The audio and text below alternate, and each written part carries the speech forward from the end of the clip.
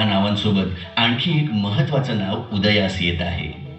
या मांदियाळीत एक असा अवलिया कलाकार आणि एक असं हरहुन्नरी व्यक्तिमत्व आपल्यात उपस्थित आहे, ज्यांनी कोपरी गावातून सर्वसामान्य कुटुंबातून आपल्या सामाजिक प्रवासाला सुरुवात केली आणि आज दिल्लीच्या संसदेत खासदारकीची शपथ घेतली. ते माननीय नरेशजी म्हस्के साहेब. लहानपणापासूनच हुशारी, परिपक्वता, संयम हे गुण तुमच्या अंगी. मंडळातील गणेशोत्सव आणि शिवजयंती उत्सवात तुमचा हिरिरीने सहभाग असायचा.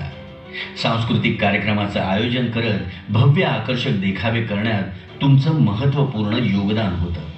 एकदा अशाच एका देखाव्याचं कौतुक धर्मवीर आनंद दिघे साहेबांनी केलं आणि तुमच्या पाठीवर दिघे साहेबांची आशीर्वादरूपी थाप पडली. पुढे जाऊन तुम्ही ज्ञानसाधना महाविद्यालयात प्रवेश घेतलात. इथूनच तुमच्यामधल्या अनेक कलागुणांना वाव मिळायला सुरुवात झाली. व्यक्तिमत्वाला बहुआयामी पैलू पडू लागले. वाचनाची आवड तर होतीच, पण लिखाण, वक्तृत्व, नाटकातली कामे अशी हरहुन्नरी सांस्कृतिक कार्यक्रमांची वाटचाल सुरू झाली. फक्त सांस्कृतिक कार्यक्रमच नाही, तर विद्यार्थ्यांच्या प्रश्नांना घेऊन तुम्ही एक मोठं विद्यार्थी आंदोलन उभं केलं आणि इथूनच खऱ्या अर्थाने तुमच्या राजकीय प्रवासाला सुरुवात झाली. वयाचा वेग घेता घेता तुम्ही राजकारणात चांगला जम बसवला. विद्यार्थी दशेपासून सुरू झालेला तुमचा हा प्रवास त्यांचा आनंद घेता येतोय. प्रत्येक क्षेत्रातील लोकांसोबत तुमचे आपुलकीचे संबंध आहेत. आज एक गोष्ट आवर्जून सांगावीशी वाटते की आपल्या टॅगच्या कार्यक्रमांना देखील शक्य ती मदत तुम्ही करता. विविध उपक्रमात सामील होता आणि सामाजिक कामांबद्दलची आस्था आम्हा प्रत्येक ठाणेकरांसाठी प्रेरणादायी आणि अभिमानास्पद आहे. तुमच्यासारख्या एका राजकीय व्यक्तिमत्वात दडलेल्या कलाकाराला टॅग कडून मानाचा मुजरा.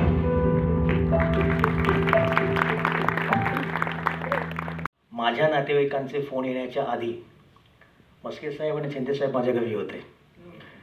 म्हणजे हर्षदा बोरकर, मी आपणास विनंती करतो की आपण पुस्तक गुच्छ द्यावं, ज्यात आपलंही पुस्तक आहे.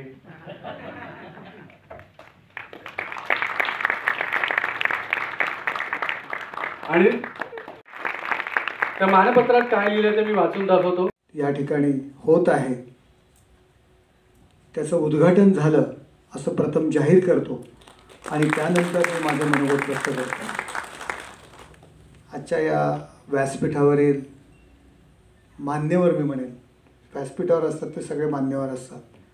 बिजू माने आहेत, रवी जाधव, शानबाग, वाळिंबे, पाठारे, माझी लहानपणापासूनची मैत्रीण वैशाली, तिला हर्षदा,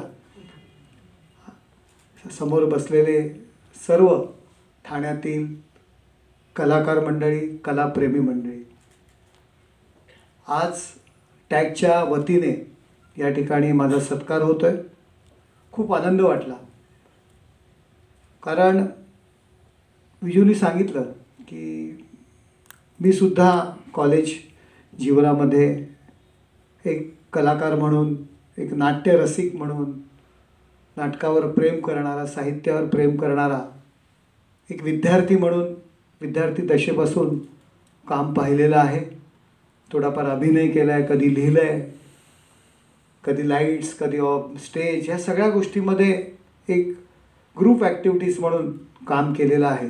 आणि तो अभिनय केलेल्याचा उपयोग मला राजकारणात खूप चांगल्या पद्धतीने आता त्याचा करता येतो आहे. त्याच्यामुळे मी खास करून या क्षेत्राला फार धन्यवाद देतो. आणि आम्ही वेगळं काही करत नाही, आम्हीसुद्धा अभिनयच करत असतो व्यासपीठावरती. तुमचा अभिनय वेगळा असतो, आमचा अभिनय वेगळा असतो. तुम्हाला पाहण्याकरता लोक पैसे देऊन येतात आणि आम्हाला कधी कधी पाहण्याकरता आमचा अभिनय आम्हाला पैसे देऊन माणसं आणावी लागतात. अभिनय दोघांचा एकच असो. टॅग ही संस्था खूप चांगलं काम या ठाण्यात करते.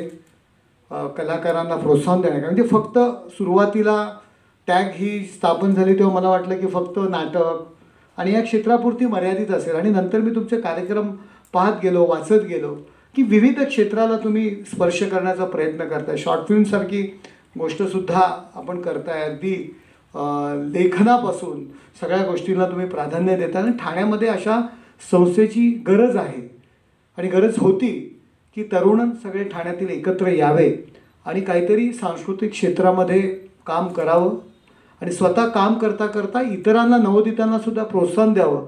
या हेतूने आपण हे सर्व मोठा प्रपंच उभा केलेला आहे.